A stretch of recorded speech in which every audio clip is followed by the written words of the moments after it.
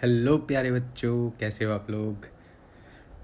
देखो, अभी तक हमने डाइपोल के बेसिक प्रॉपर्टीज़ के बारे में डिस्कस किया है और इलेक्ट्रिक फील्ड निकालना सीखा है। आज हम एक बहुत ही बढ़िया टॉपिक से स्टार्ट करने वाले हैं, that is stable and unstable equilibrium.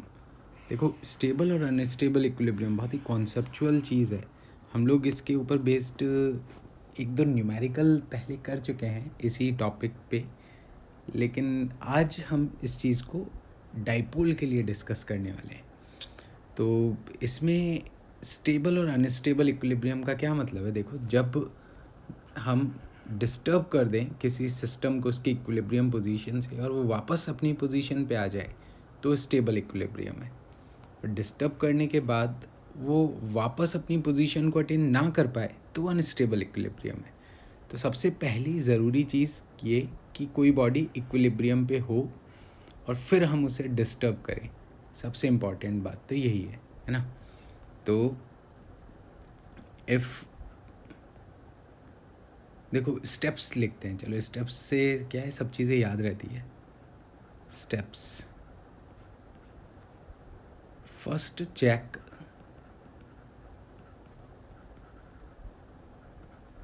System if it is in equilibrium or not।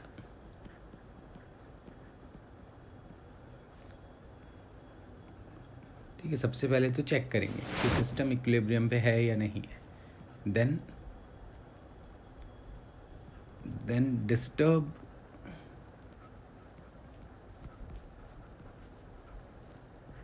From its equilibrium position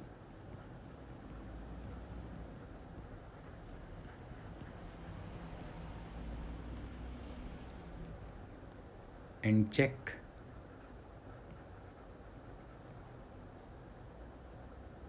whether it will back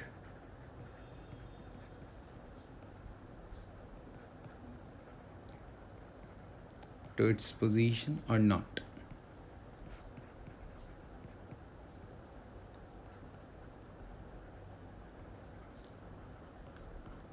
ठीक है, and if it is back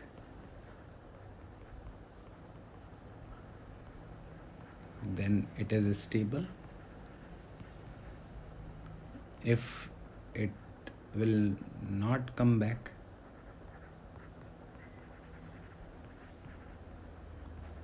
then it is unstable equilibrium। बहुत ही simple से steps हैं ये, कि पहले तो हमेशा चेक करो कि सिस्टम इक्विलिब्रियम पे है या नहीं है, और उसके बाद ये देखो कि डिस्टर्ब करने से वो कहाँ जाता है। For example we will discuss with our first case A. यहाँ पे initial condition is this one. I will write initial position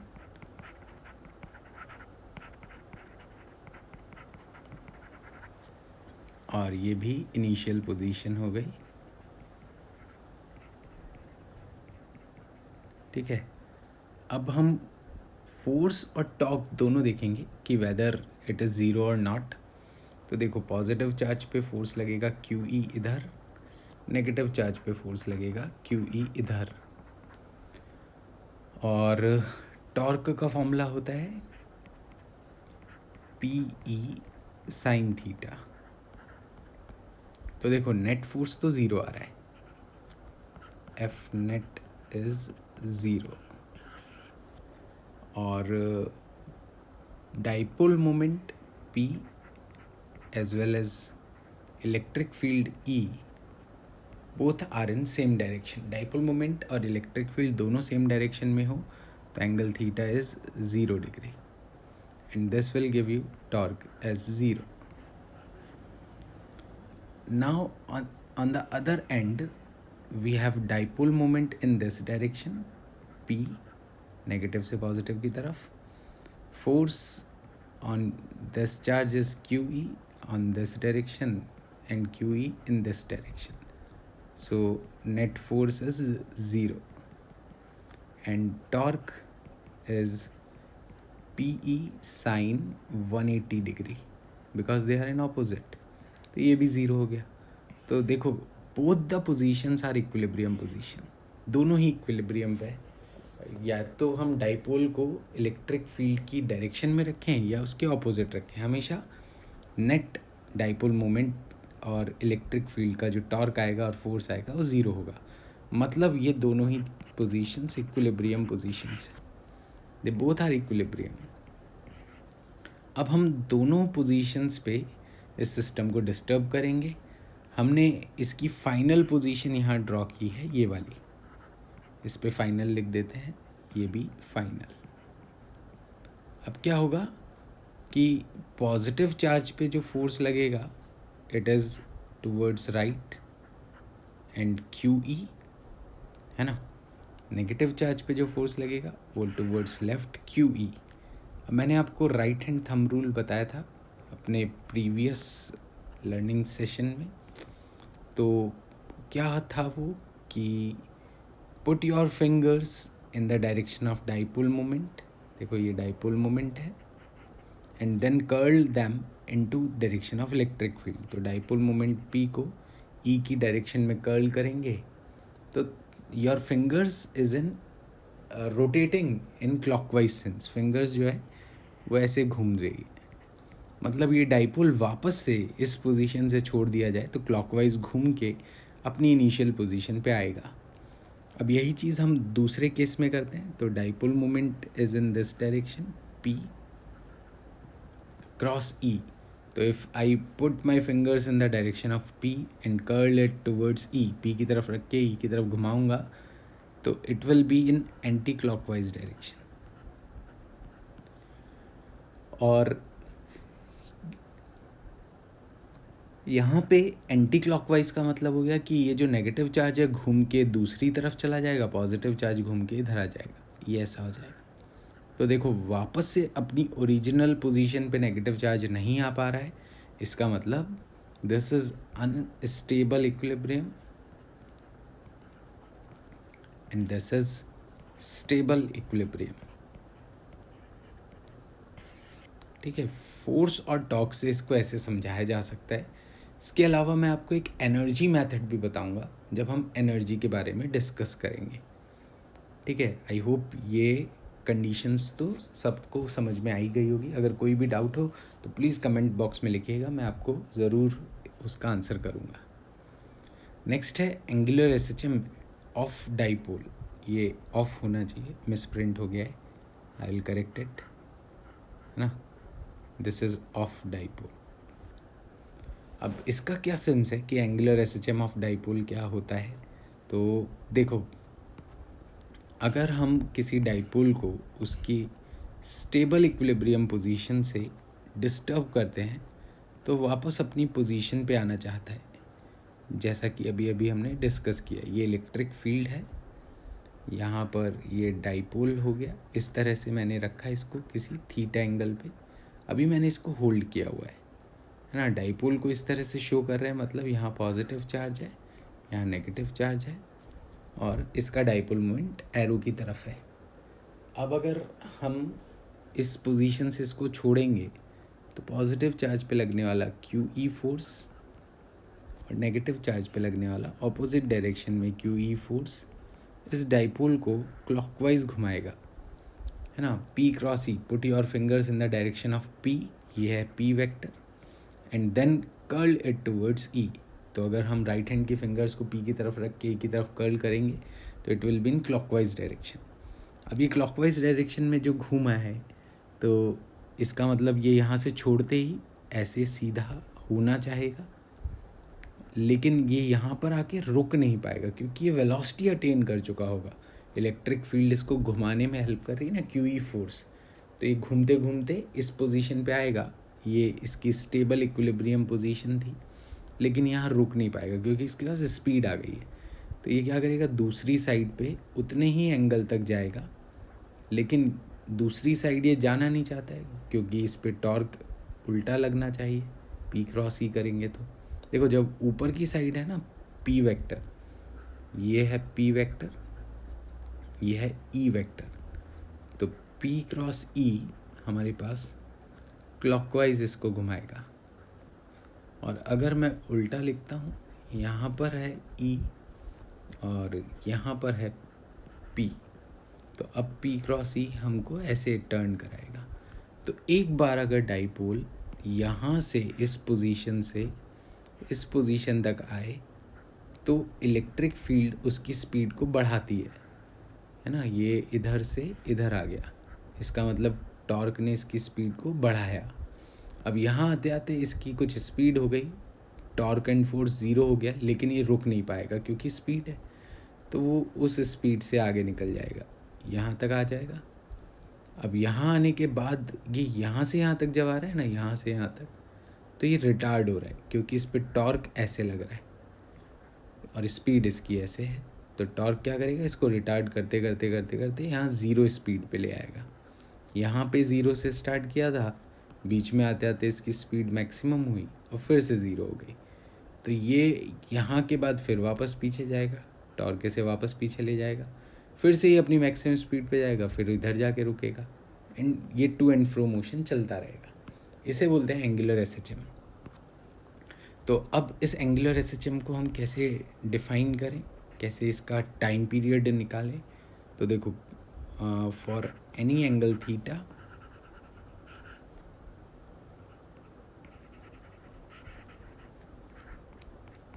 torque on dipole is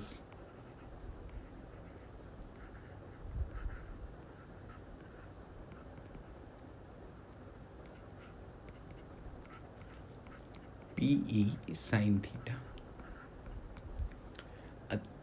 अब इस टॉर्क को डाइपोल के लिए हम आई अल्फ़ा लिख सकते हैं। Torque is I alpha as per rotational motion concept, है ना। तो हमारे पास आ गया torque is equals to I alpha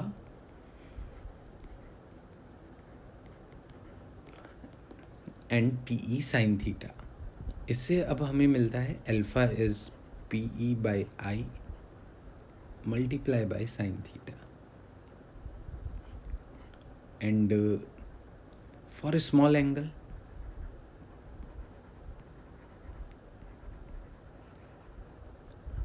theta and sine theta is approximately same.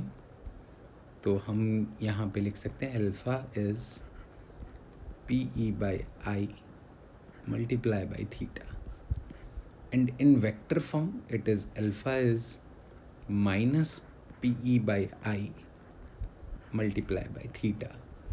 What does it mean minus? क्योंकि जब हम एंगुलर डिस्प्लेसमेंट देंगे इस सिस्टम को, देखो ये इक्विलिब्रियम है, अगर मैं इसको एंगुलर डिस्प्लेसमेंट इधर देता हूँ एंटी क्लॉकवाइज, तो जो टॉर्क इस पे लगेगा ना, वो इसको इधर लेकर आना चाहेगा। हमेशा मीन पोजीशन, इक्विलिब्रियम पोजीशन पे टॉर्क लाना चाहता है। तो ये जो एंगल इधर और टॉर्क इधर वाला कॉन्सेप्ट है, वो माइनस साइन रिप्रेजेंट कर रहे हैं। मतलब जिस डायरेक्शन में डाइपोल अपनी मीन पोजीशन से घूमेगा, टॉर्क हमेशा उसके ऑपोजिट डायरेक्शन में उसको लाना चाहेगा। अभी जैसा बताया था यहाँ पर कि ये पहले इलेक्ट्रिक फील्ड से इधर घूम गया है, तो टॉर्क इधर लग रहा है।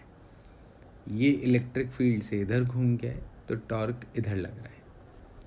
ठीक है, तो ये मैं यहाँ पर लिख भी देता हूँ कि ये इसका एंगल थीटा, तो ये इसका टॉर्क। यहाँ पे अगर लिखें तो ये इन दोनों का एंगल थीटा, और P क्रॉस E से टॉर्क की डायरेक्शन ये आ जाएगी। ठीक है, ये इस तरह से हम लोग एंगुलर एसएचएम में अल्फ़ा निकाल सकते हैं, एक्सेलरेशन निकाल सकते हैं। And for any SHM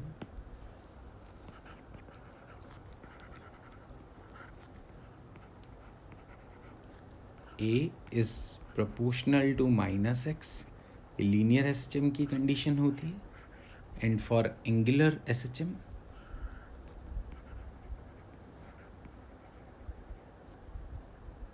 alpha vector is proportional to minus theta vector.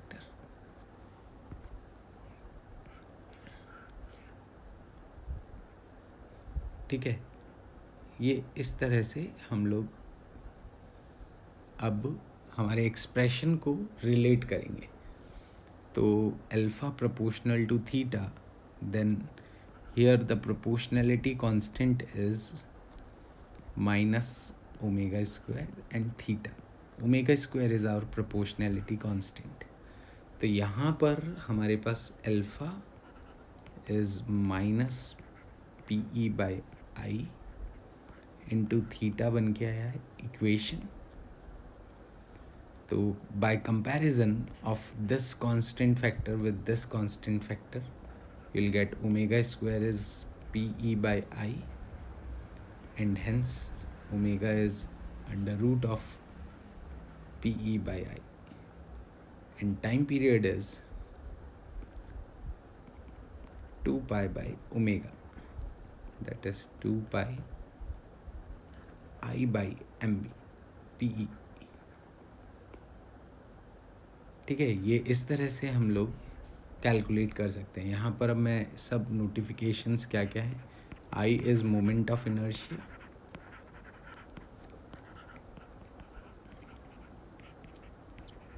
Of dipole about mid point, and P is dipole moment,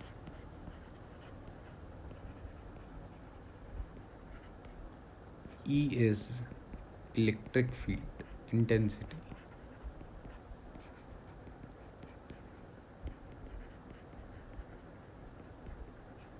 ठीक है। ये सारे इसके वेरियस पैरामीटर्स हैं। तो अगर हमें किसी डाइपोल को उसकी मीन पोजीशन से डिस्टर्ब करने के बाद टाइम पीरियड ऑफ मोशन पूछा जाता है, तो it is 2 pi root I upon M B, sorry M B not M B, it is P E. तो ये इसका कॉन्सेप्ट हो गया, ठीक है। अब देखो एक और इम्पॉर्टेंट चीज़ आज हम डिस्कस कर लेते हैं, that is electric field due to a dipole on its access.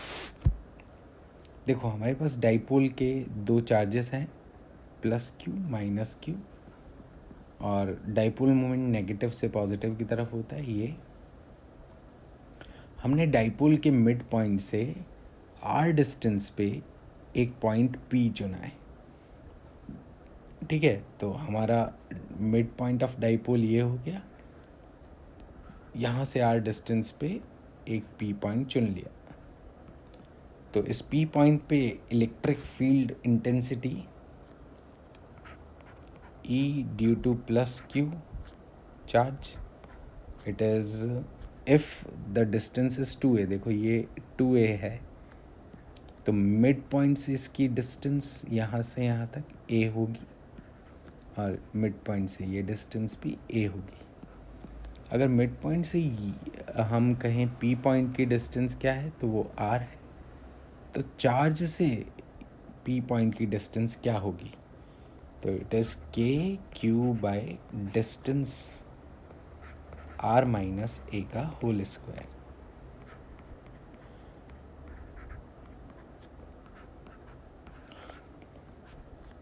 इसी तरह हम नेगेटिव चार्ज की इलेक्ट्रिक फील्ड भी लिख सकते हैं कि वो r प्लस a का होल स्क्वायर हो जाएगी।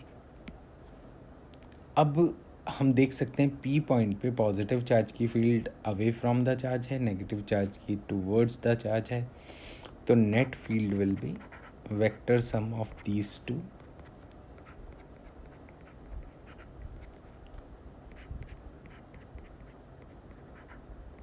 तो ये बन जाएगा देखो K Q upon R minus A का होल स्क्वायर। क्योंकि ये लेफ्ट साइड में है, I am taking this as positive direction, तो दूसरी वाली वेक्टर नेगेटिव डायरेक्शन में हो जाएगा, के Q by are plus A का होल स्क्वायर। अब हम इनका क्योंकि सम करना था, तो एब्सोल्यूट वैल्यू मतलब इसकी हमें सब्ट्रैक्शन से मिलेगी।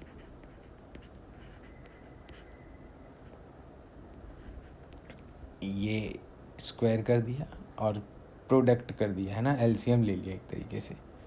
तो यहाँ बन जाएगा आर प्लस ए का whole square minus R minus A का होल स्क्वायर।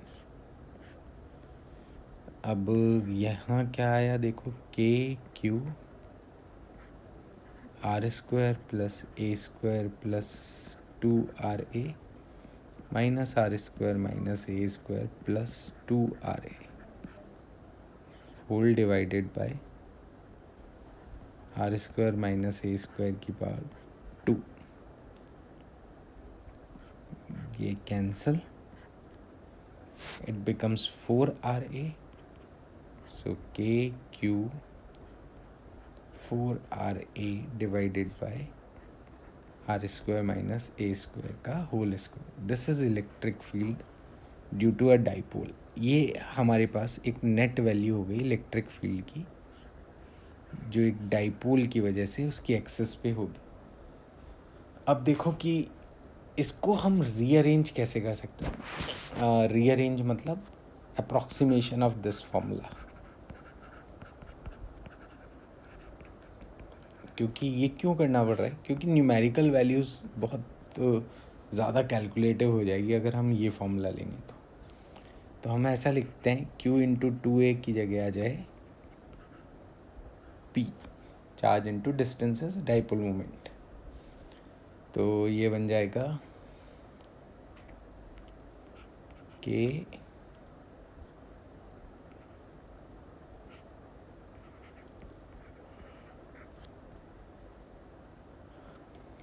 और 2R और बच गया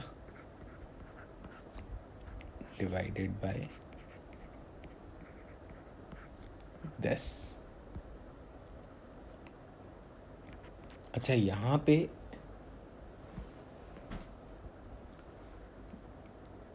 ये ई इलेक्ट्रिक फील्ड अब मैं रिप्लेस कर देता हूँ KP इंटू 2R बाय 10। अब अप्रॉक्सीमेशन नंबर ये तो था 1, अब 1 तो नहीं कहेंगे, ये अप्रॉक्सीमेशन तो नहीं है। खैर, अब हम अप्रॉक्सीमेशन ये करेंगे कि R is very very greater then A। R बहुत बड़ी है, ये डिस्टेंस बहुत बड़ी है। तो अगर ये डिस्टेंस बहुत बड़ी होगी तो R square minus A square approximately R square के बराबर हो जाएगा, है ना। जैसे 1 मीटर में अगर मैं 0.1 का स्क्वायर ऐड करूँगा तो इट इज़ 1.01। तो 1 और 1.01 में कोई ख़ास डिफरेंस तो है नहीं, मतलब मैं एक बड़े नंबर में एक छोटे नंबर को स्क्वायर करके ऐड करता हूँ तो there is not significant change in the result. तो यहाँ पर अगर ये कंडीशन यूज़ की जाए तो KP 2R बाय R की power 4 which is 2KP by R cube. This is electric field on the axis of dipole. Concept बहुत ही सिंपल है। पहले पॉजिटिव चार्ज की वजह से इलेक्ट्रिक फील्ड निकाली, फिर नेगेटिव चार्ज की वजह से इलेक्ट्रिक फील्ड निकाली। दोनों क्योंकि ऑपोजिट थे तो वेक्टर सम में एक प्लस होगा एक माइनस होगा, रिजल्ट निकाला और फिर अप्रॉक्सीमेशंस कर दिए।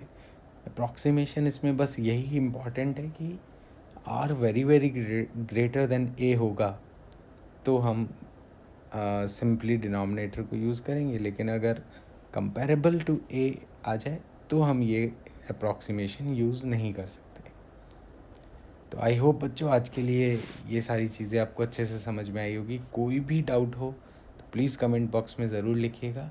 Thank you so much for watching this session and please like and subscribe, ये 2 बटन हिट करना मत भूलिएगा। Thank you so much.